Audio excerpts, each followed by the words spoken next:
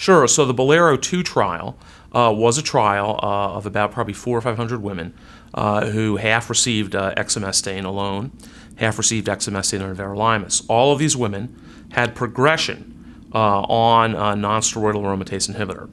And again, in that trial, in the Bolero-2 trial, half of the women received exemestane alone and half received exemestane and everolimus. Basically, in this trial, the progression-free survival was over 8 to 10 months, depending on who analyzed the data, whether it was investigators looking at the data, the progression data, or an independent review committee looking at the data. So clearly, it doubled the progression-free survival. And actually, again, as I said,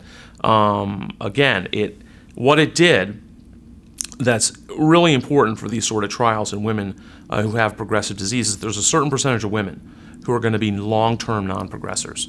That is 10, 20, 10, 15, 20% potentially out 1 or 2 years. And this makes a big difference in your clinic. I mean, these women clearly, had progressive disease and are wondering what they're going to do. And actually now they come back to your clinic and they're doing fairly well for a fairly substantially long period of time. The major side effects that we're seeing in this trial that I think are important to note, about 8 to 10% of people had fairly severe stomatitis, and it can be very painful, can interfere with eating and drinking. There are many ways to deal with this. Some of us use a steroid mouthwash prophylactically beforehand, and there's some clinical trials of that are currently ongoing. Some of us use a reduced dose. We actually hold the dose for a few days. Say if someone's on 10 milligrams a day of everolimus, we'll cut that to 5 milligrams a day. So there's many ways to deal with this. There are also other side effects. We need to be concerned about hyperglycemia. In a small number of women.